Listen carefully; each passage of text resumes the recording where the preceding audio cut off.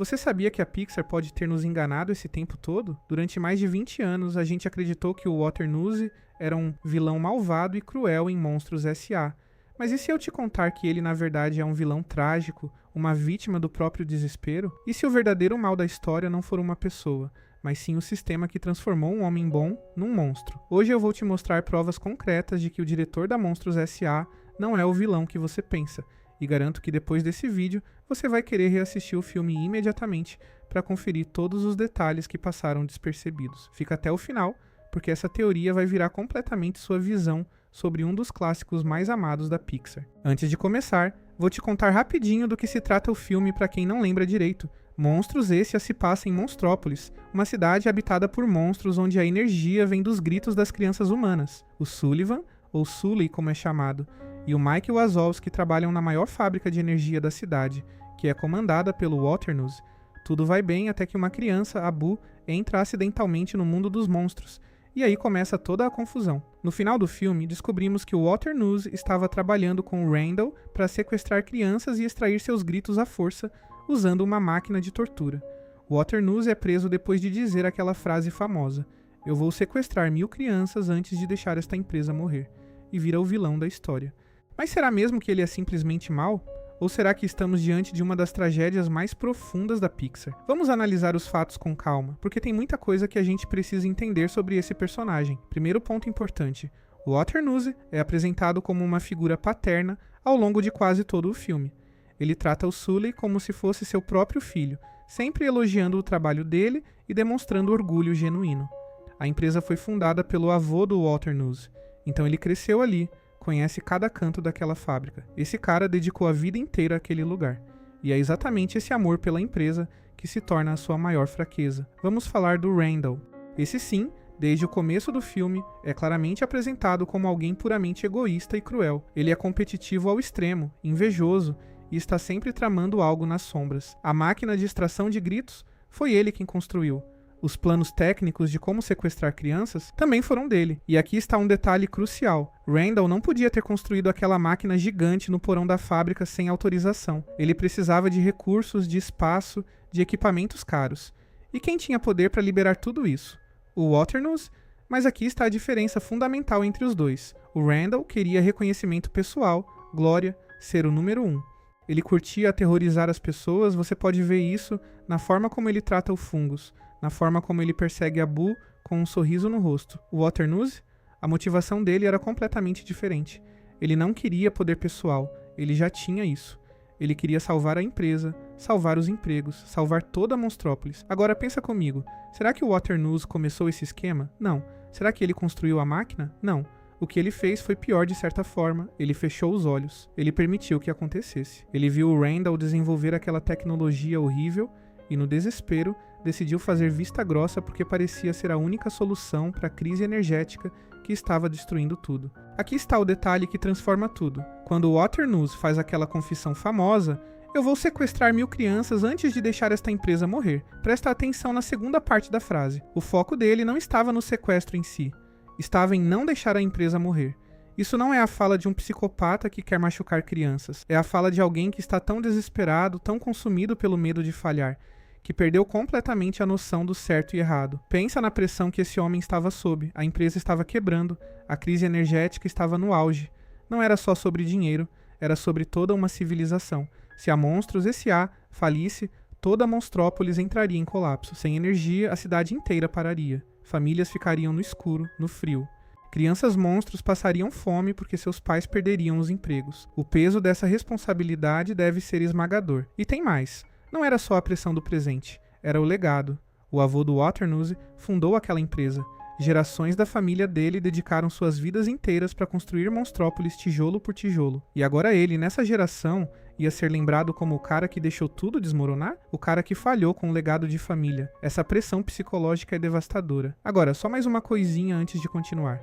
Se você está gostando desse conteúdo e quer ver mais teorias malucas assim, não esquece de deixar aquele like maroto no vídeo, se inscrever no canal e ativar o sininho para não perder nenhuma teoria nova. E se você quiser apoiar ainda mais o canal, considere se tornar membro, porque com o apoio de vocês a gente consegue trazer cada vez mais conteúdo de qualidade. Mas vamos voltar à teoria. Tem uma cena no começo do filme que muita gente não presta atenção, mas que é super reveladora. O Waternoose está dando uma entrevista sobre a crise energética e ele parece genuinamente atormentado. Não é uma preocupação fingida para a câmera. Ele está suando, claramente estressado, falando sobre como a situação está crítica. Você consegue ver nos olhos dele o peso da responsabilidade. E tem aquela frase: os tempos mudaram. As crianças não se assustam mais como antigamente. Esse não é o comportamento de alguém que já tinha um plano maligno pronto. É o comportamento de alguém que não sabe o que fazer, que está procurando desesperadamente por uma solução. E é nesse momento de vulnerabilidade total que o Randall provavelmente se aproximou dele com a solução. Vamos falar sobre como manipuladores funcionam. O Randall é expert nisso. A gente vê ao longo do filme como ele manipula o assistente dele, o Fungus. O coitado vive apavorado, fazendo tudo que o Randall manda com medo das consequências. O Randall grita com ele, ameaça ele, usa ele como cobaia para os testes. Se o Randall é capaz de aterrorizar e controlar o próprio assistente dessa forma, imagina o que ele poderia fazer com um chefe desesperado? O Randall provavelmente não chegou para o Waternoose e disse: vamos torturar crianças. Ele deve ter começado aos poucos, apresentando como uma tecnologia revolucionária, mostrando resultados parciais, fazendo promessas sobre eficiência energética. Quando o Waternoose percebeu a verdadeira natureza do que estava acontecendo, ele já estava envolvido demais. Ele já tinha aprovado os recursos, já tinha dado permissões, e aí veio a racionalização. É tarde demais para voltar atrás. Se eu parar agora, a empresa quebra de qualquer jeito, e ainda fico com a culpa. É um processo psicológico clássico, chamado de escalada de comprometimento. Você toma uma pequena decisão questionável, depois outra um pouco pior, e antes que perceba, está fazendo coisas que nunca imaginaria fazer. O Waternoose não acordou um dia e decidiu ser vilão. Ele foi sendo arrastado aos poucos, sempre racionalizando. É só temporário, é pela empresa, não tenho escolha. E olha que interessante, o filme mostra claramente que existia uma diferença fundamental entre o Waternoose e o Randall. Quando o Randall está perseguindo a Boo, ele está sorrindo, ele gosta daquilo. Quando o Waternoose está lidando com a situação da Boo, ele parece angustiado, não malvado. A expressão dele não é de alguém que está curtindo aquilo, é de alguém que está fazendo algo que odeia, porque acha que não tem escolha. Tem até aquela frase crucial que ele diz pro Sully: eu nunca pensei que as coisas chegariam a este ponto. Pensa nisso, eu nunca pensei. Ele não planejou chegar naquele momento. As coisas fugiram do controle. Ele entrou numa espiral descendente e não conseguiu mais sair. Vamos analisar também a personalidade do Waternoose ao longo do filme. Ele é mostrado como alguém que se preocupa genuinamente com a segurança antes de tudo virar caos. Quando a Boo aparece na fábrica, a primeira reação dele é de medo e preocupação com os funcionários, não com a oportunidade de usar ela para extrair gritos. Ele ativa todos os protocolos de segurança, evacua o prédio, age exatamente como um chefe responsável agiria. Pensa também no relacionamento dele com o Sully. O Waternoose realmente amava aquele cara como um filho, e isso torna o que acontece depois ainda mais trágico. Quando o Waternoose bane o Sully e o Mike pro Himalaia, esse é o momento que define tudo. Esse é o ponto de ruptura. Esse é o momento onde ele cruza a linha de homem desesperado para vilão de verdade. Porque vamos ser honestos, banir alguém pro Himalaia é praticamente uma sentença de morte. Frio extremo, sem comida, sem volta. E ele fez isso com o Sully, a pessoa que ele mais amava depois da empresa. A dor nos olhos dele naquele momento é real. Ele está fazendo uma escolha impossível: salvar a pessoa que ama ou salvar a empresa e todo mundo que depende dela. E ele escolhe a empresa. Isso não torna ele inocente, muito pelo contrário, mas torna ele trágico. Ele sacrificou sua própria humanidade, sacrificou seu filho adotivo, sacrificou tudo que o tornava uma pessoa boa, tudo pela empresa. É shakespeariano. É como um Macbeth, que começa como um herói e vai sendo corrompido até se tornar um monstro. E tem outro detalhe que passa batido. Depois que o Waternoose é preso e o Sully assume a empresa, eles descobrem que as risadas das crianças geram 10 vezes mais energia que os gritos. Ou seja, a crise energética tinha solução, e uma solução muito melhor. Mas o Waternoose nunca soube disso. Ele realmente acreditava que a única forma de salvar Monstrópolis era através dos gritos forçados. Isso levanta uma questão importante. Será que ninguém na empresa estava pesquisando alternativas? Será que o Randall sabotou outras linhas de pesquisa para fazer com que o plano dele parecesse a única opção? Porque pensa bem, Se o Randall estava disposto a sequestrar e torturar crianças, com certeza ele estava disposto a esconder ou destruir pesquisas que mostrassem alternativas viáveis. O Waternoose estava operando com informações incompletas, sob pressão extrema, sendo manipulado por alguém sem escrúpulos e carregando o peso de um legado familiar centenário. Ele não estava sendo malvado, estava sendo ignorante, desesperado e eventualmente corrompido. Se o Waternoose tivesse aguentado firme por mais algumas semanas, o Sully teria descoberto o poder das risadas e resolvido a crise energética de forma legítima, mas ele não sabia disso. Ele achou que o tempo tinha acabado e tomou decisões drásticas baseadas em informações incompletas. É como aquelas histórias trágicas onde a pessoa desiste um dia antes de conseguir o que queria. Vamos falar sobre algo que muita gente ignora.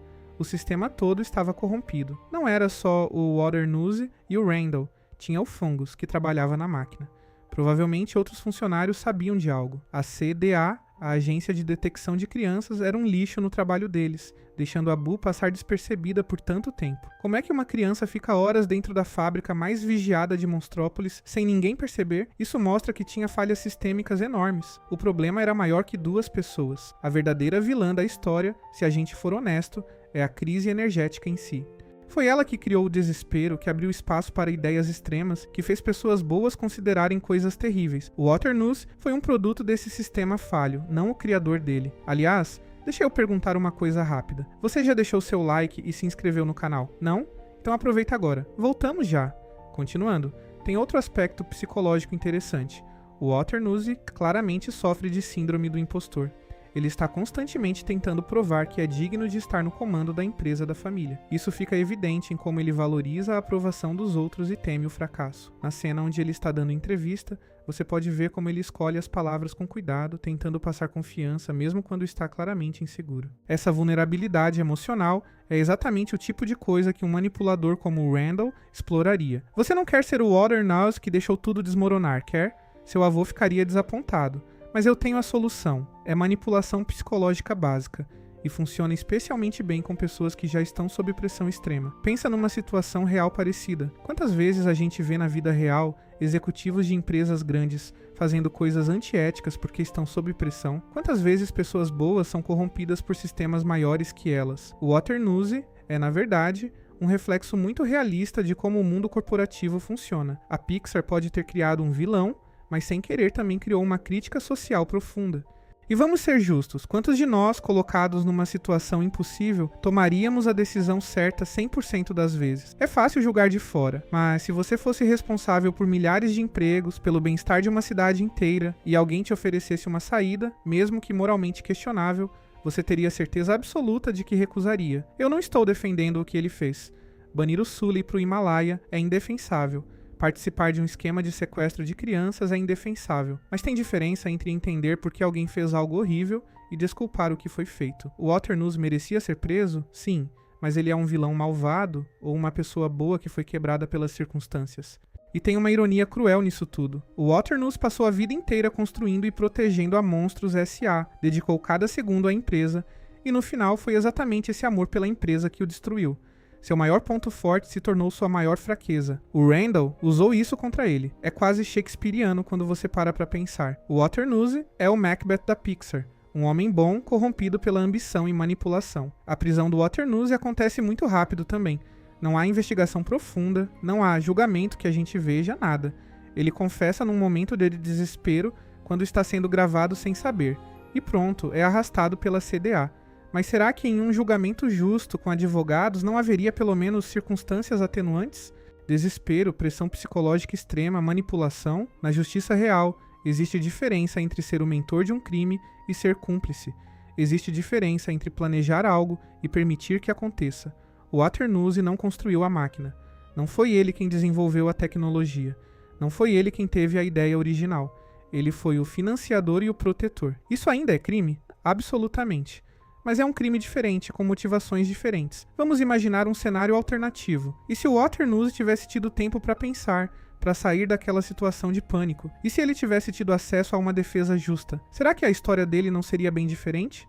Será que ele não poderia provar que estava sob coação psicológica extrema? O mais triste é que o Waternoose provavelmente acabou sendo uma vítima de timing. Se ele tivesse aguentado firme por mais algumas semanas, tudo teria se resolvido, mas ele não sabia disso. Ele achou que era agora ou nunca, e tomou a decisão errada no momento errado, com as informações erradas. Tem uma teoria dentro da teoria aqui. E se o Randall escolheu especificamente o Walter Nuse porque sabia que ele seria fácil de manipular? Pensa bem, o Randall é inteligente, calculista. Ele não iria escolher um parceiro aleatório. Ele precisava de alguém com poder para proteger a operação, mas também alguém com fraquezas emocionais que pudesse explorar. O Walter Nuse, com seu medo de falhar e seu amor obsessivo pela empresa, era o candidato perfeito. E por falar nisso, repara como o filme nunca nos mostra realmente as crianças sendo machucadas pela máquina em operação. A gente vê a máquina, vê o plano, vê os testes com fungos, mas nunca vê a execução real com uma criança. Isso é proposital? Será que a Pixar estava tentando deixar ambíguo exatamente quão longe o Walter Nuse realmente teria ido? Será que ele teria realmente seguido adiante se a máquina estivesse funcionando? Ou será que ele estava apenas tentando ganhar tempo enquanto procurava uma alternativa? Essas perguntas não têm respostas porque o filme não nos dá essas respostas, e talvez seja exatamente esse o ponto. Vamos falar também sobre o que acontece com a empresa depois. O Sully assume, implementa o sistema de risadas e tudo fica perfeito. Mas será que seria assim tão fácil? Uma transição de C e O nunca é tranquila. Ainda mais quando o anterior foi preso por crimes contra crianças. Certamente haveria acionistas questionando, funcionários inseguros, investigações, mas o filme não mostra nada disso. É quase como se quisessem apagar o Walter Nuse da história o mais rápido possível. E tem outro ponto interessante. Ninguém questiona porque o Randall estava desenvolvendo aquela máquina dentro da própria fábrica. Como é que ele conseguiu recursos, espaço, equipamento, tudo isso? A resposta óbvia é: porque o Walter Nuse permitiu. Mas quando isso começou? Em que momento o Walter Nuse cruzou a linha de deixar o Randall fazer pesquisa para ser cúmplice de um crime hediondo? Provavelmente não foi um momento único e claro. Foi uma série de pequenas decisões, cada uma parecendo razoável na hora, cada uma levando à próxima. Até que, de repente, ele estava no fundo do poço, sem saber como tinha chegado lá. Olha, vou ser direto. O Walter Nuse cometeu crimes terríveis e merecia ser punido. Banir o Sully foi uma tentativa de homicídio. Participar do esquema de sequestro é indefensável. Mas a pergunta não é: ele é inocente? A pergunta é: ele é um vilão malvado ou um vilão trágico? A diferença é fundamental. Um vilão malvado faz o mal por prazer, por ambição pessoal, por crueldade.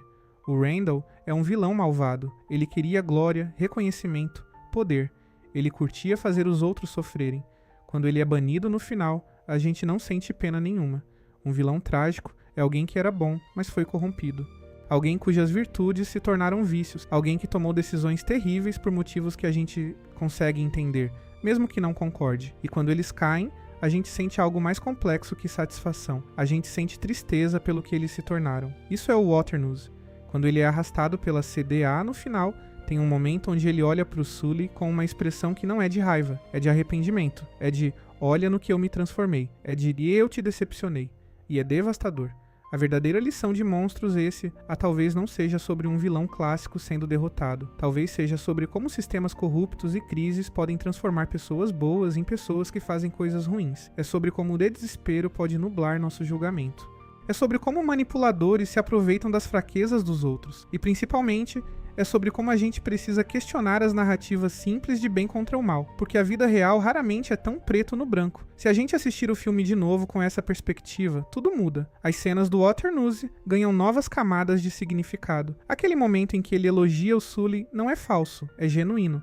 Aquele momento em que ele parece triste ao tomar suas decisões não é atuação, é conflito real.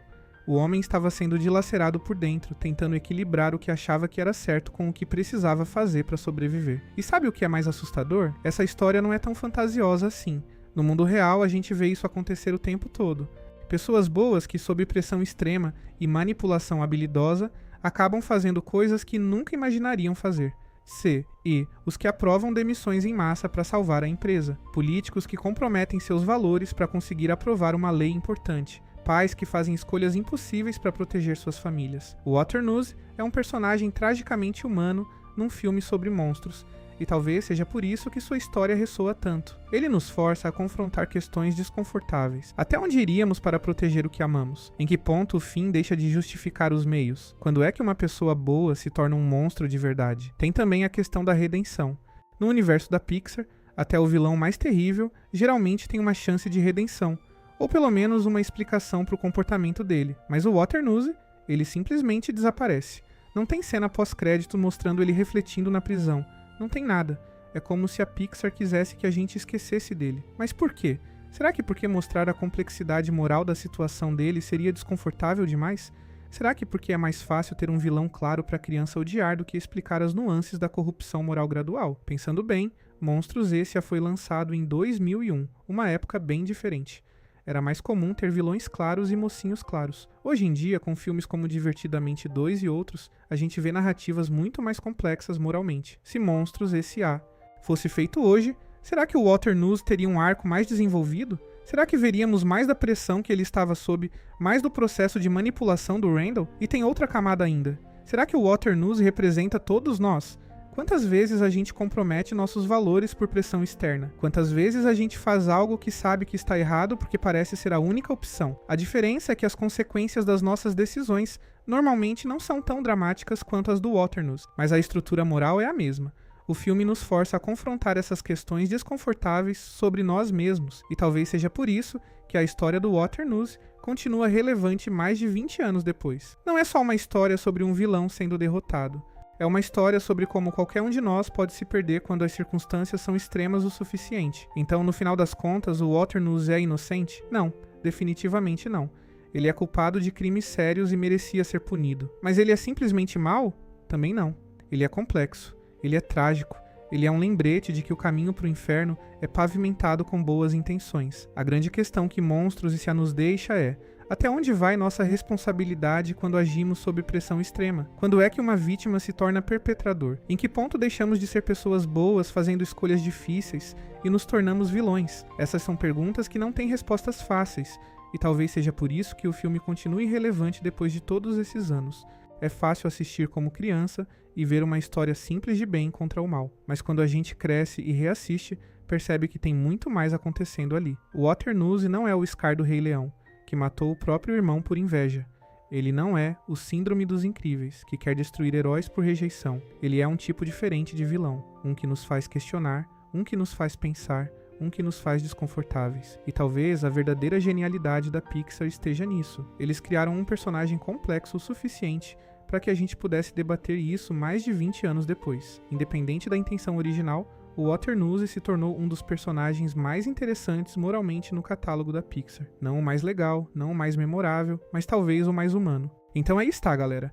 A teoria de que o Waternoose não é simplesmente um vilão malvado, mas sim um vilão trágico.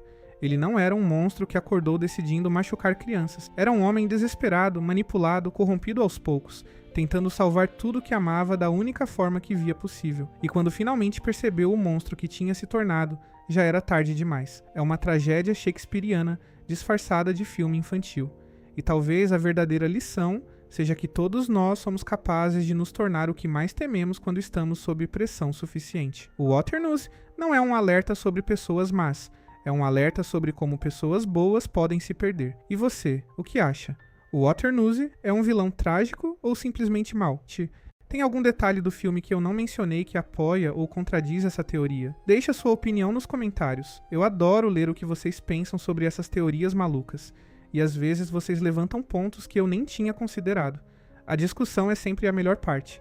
E se curtiu o vídeo, não esquece de compartilhar com aquele amigo que é fã de Pixar. Tenho certeza que vai gerar uma baita discussão. Aliás, que outro filme da Pixar vocês acham que tem vilões complexos assim? Comenta aí embaixo que eu posso fazer um vídeo sobre isso também. Valeu demais por assistir até o final, sério mesmo.